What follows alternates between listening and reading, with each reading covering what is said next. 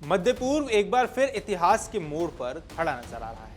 लंबे समय से तनाव और टकराव के बीच अब शांति की नई उम्मीद जगी है। आपको बता दें, बेंजामिन नेतन्याहू ने गुरुवार को एक अहम घोषणा करते हुए कहा कि इजराइल ने लेबनान में 10 दिन का युद्ध विराम पर सहमति दी है। ये बयान ऐसे समय पर आया है जब पिछले कई हफ्तों से सीमा पर हालात बेहद तनावपूर्ण बने हुए थे और हर दिन संघर्ष की नई खबरें सामने आ रही थी। नेतन्याहू ने एक वीडियो संदेश में इस फैसले को शांति की दिशा में बड़ा कदम बताया। उन्होंने कहा, यह सिर्फ एक अस्थायी युद्ध विराम नहीं बल्कि लेबनान के साथ संभवित ऐतिहासिक शांति समझौते की दिशा में एक गंभीर पहल है। उनके मुताबिक हमारे सामने एक ऐसा अवसर है जो आने वाले समय में पूरे क्षेत्र की तस्वीर बदल सकता है। दरअसल इस हफ्ते वॉशिंगटन डीसी में इजराइल और लेबनान के प्रतिनिधियों के बीच सीधे संवाद हुए। इन वार्ताओं का उद्देश्य दोनों देशों के बीच एक स्थायी शांति समझौते की रूपरेखा तैयार करना था। हालांकि ये बातचीत जितनी उम्मीदें लेकर आई उतनी ही चुनौतियां भी लेकर आई थी, खासतौर पर हिजबुल्लाह के कड़े विरोध के रूप में।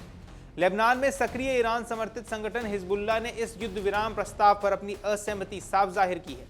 संगठन ने बयान जारी कर कहा है कि अगर युद्ध विराम होता है तो वह पूरे लेबनान क्षेत्र में लागू होना चाहिए। साथ ही उन्होंने यह भी स्पष्ट किया है कि इजरायली सेना के किसी भी तरह की स्वतंत्र सैन्य गतिविधि की अनुमति नहीं दी जानी चाहिए। हिजबुल्लाह ने अपने बयान में एक और महत्वपूर्ण बात कही है। उन्होंने कब्जे के खिलाफ वैध प्रतिरोध का मुद्दा बताया है।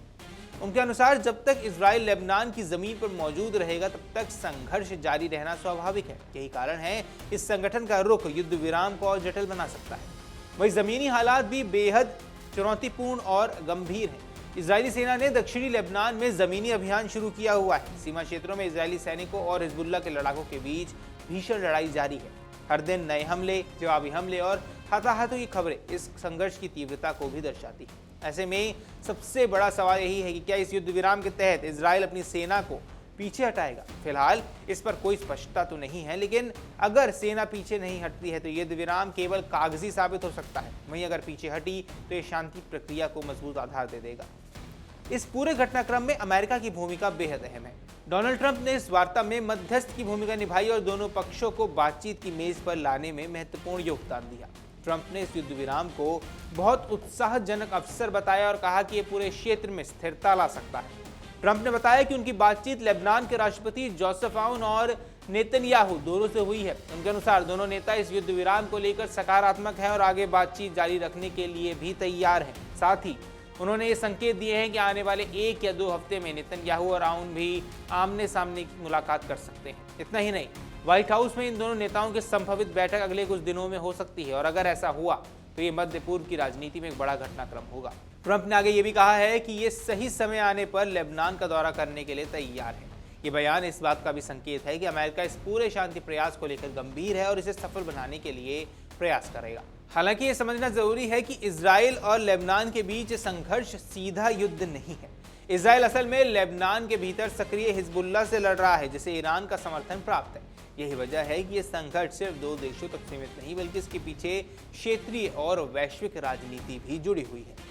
अब अमेरिका द्वारा जारी संयुक्त बयान में यह भी कहा गया है कि इजराइल को आत्मरक्षा का अधिकार रहेगा, यानी अगर भविष्य में कोई हमला होता है तो इजरायली जवाबी कार्रवाई कर सकते हैं। साथ ही इजराइल ने यह भी आश्वासन दिया है कि वह लेबनान के किसी भी नागरिक या सरकारी लक्ष्य पर आक्रामक सैन्य कार्रवाई नहीं करेगा। ये संतुलन बनाए रखना ही इस पूरे समझौते की सबसे बड़ी चुनौती है, क्योंकि एक तरफ शांति की कोशिशें हैं तो दूसरी तरफ जमीन पर मौजूद वास्तविकता, जहां अविश्वास, सुरक्षा चिंताएं और राजनीतिक हित टकरा रहे हैं। कुल मिलाकर ये 10 दिन का युद्ध विराम केवल एक शुरुआत है और देखना बेहद दिलचस्प रहने वाला है कि क्या यह अस्थायी शांति स्थायी समझौते में बदल पाएगी या फिर एक बार फिर संघर्ष की आग भड़क जाएगी। फिलहाल पूरी दुनिया की नजरें इस क्षेत्र पर टिकी हैं, जहां हर फैसला आने वाले समय की दिशा तय कर सकता है। अगर आप ये वीडियो YouTube पर देख रहे हैं तो हमारे चैनल को सब्सक्राइब कर बेल आइकन दबाएं और Facebook पर देख रहे हैं तो हमारे पेज को लाइक करें।